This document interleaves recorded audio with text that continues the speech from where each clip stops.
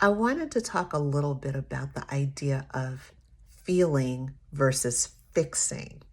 A lot of the time, there is a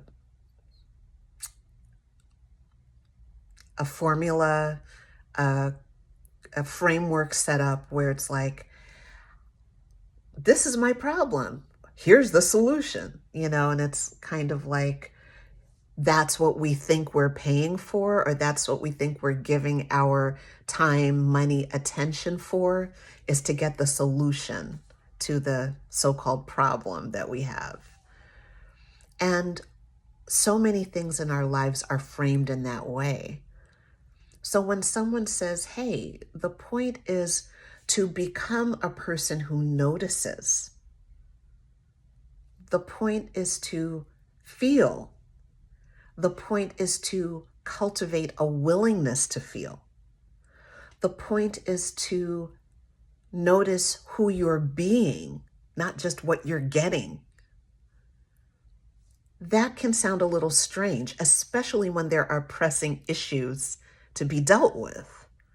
So what I want to say to anyone who's engaged in an embodiment practice, or in somatic work, or in any kind of self-care that involves awareness and the training of attention, whether it's a mindfulness practice, breathing, whatever it is you're doing to try to more intentionally engage with your life and the conditions of your life and the circumstances of your life, what I want to say to you is, yes, we're focusing on feeling over fixing, but the fixing still happens. It's okay.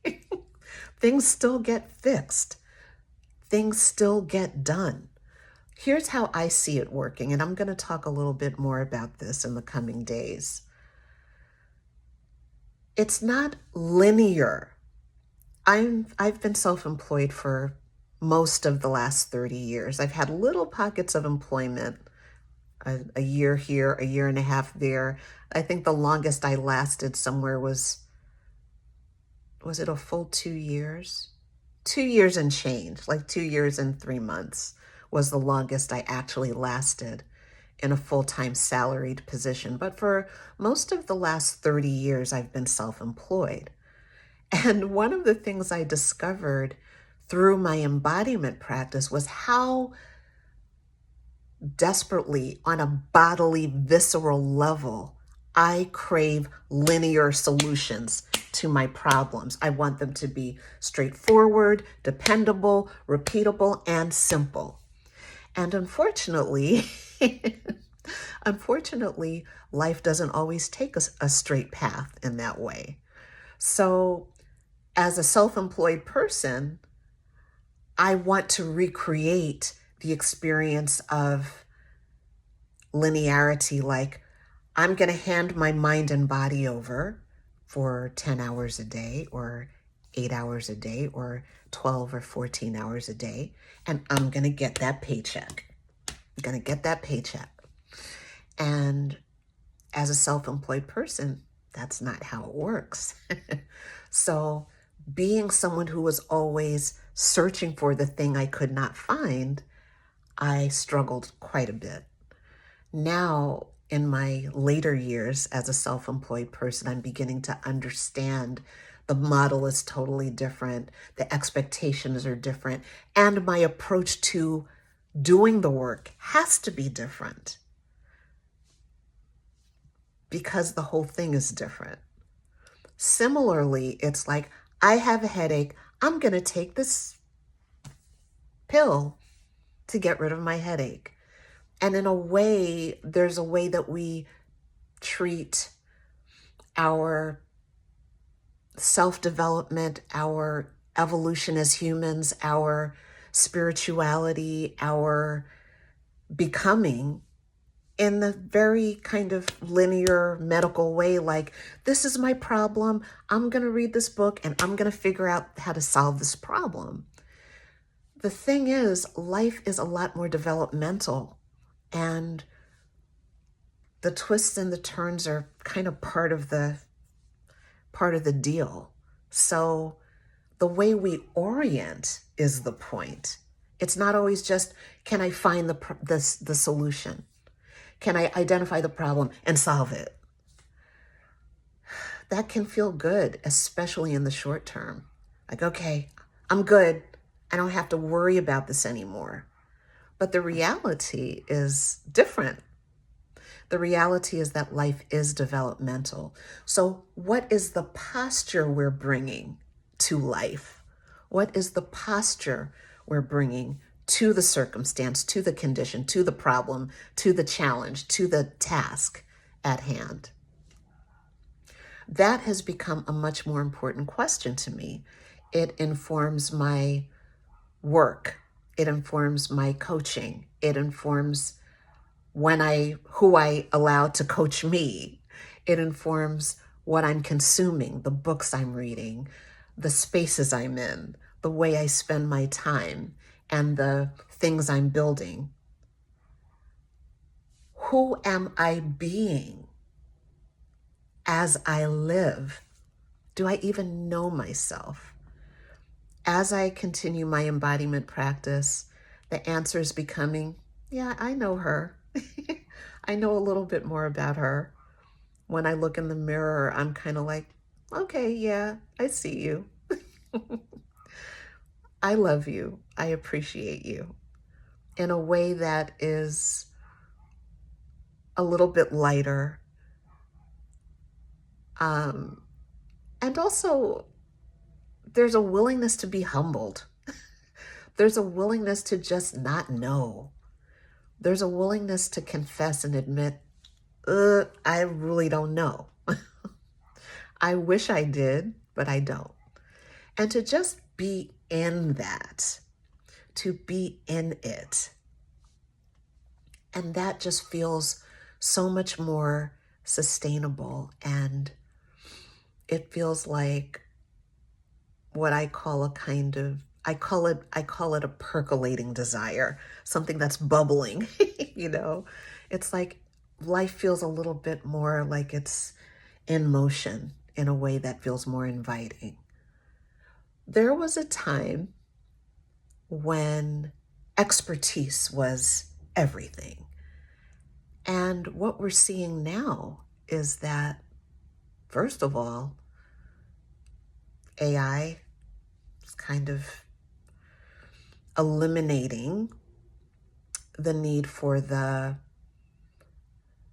human robot who just goes and looks things up and acts like they know the answer to everything.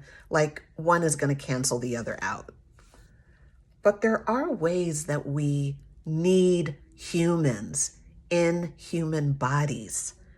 There's a visceral co-regulation that happens from one nervous system to the other, from one body to the other, from one person to the other. There's a connection that happens when I look into your eyes, when I stand next to you saying nothing, when I'm in a room with other people and other bodies.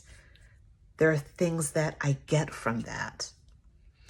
And I'm finding myself, even in this virtual age, being drawn into spaces that feel good to me, that open up my heart, that open up my mind, that relax my nervous system, that relax my whole being, that allow me to breathe, that allow my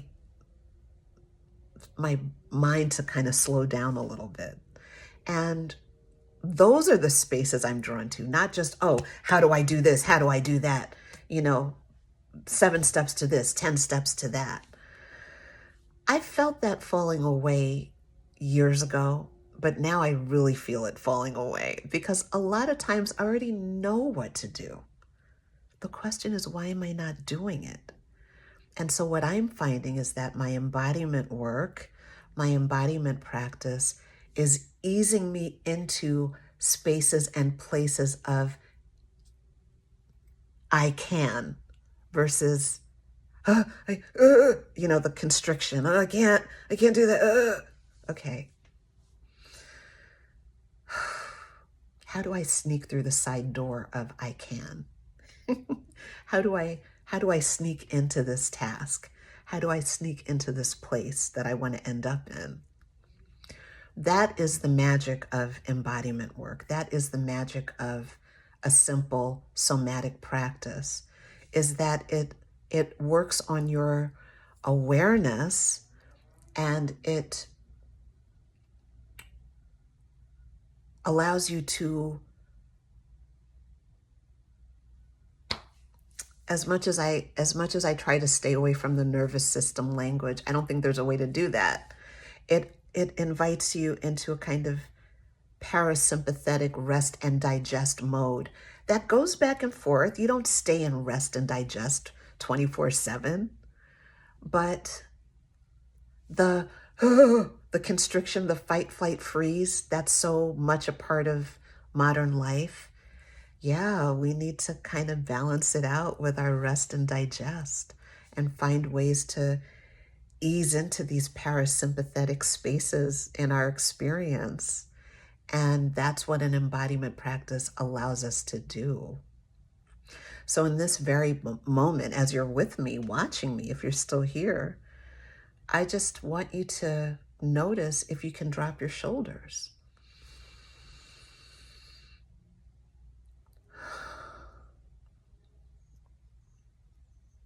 And notice if you can relax the muscles in your face. This is what we do every week on the podcast on Thriving in Plain Sight. We just take a few minutes and just relax the body. And another fun thing we do is we just normalize these longer and longer pockets of silence in some of the episodes. It's just what you would normally think of as dead air. Like, what's happening? Where is everybody? Oh, we're still here. We're just being quiet. So normalizing these kind of long, awkward pauses in life to allow yourself to feel and percolate and sense and remember. That's what we do. So in this moment, you can do that. Just notice if you can drop your shoulders. Can you relax the muscles in your face? Can you just let the muscles in your face relax? Just imagine the facial expression that you have on your face just melting off.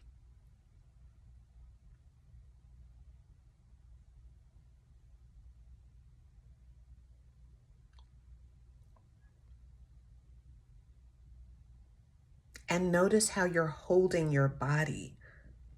So if we haven't met before, my name is Bridget Thompson. I am the host of the Thriving in Plain Sight podcast.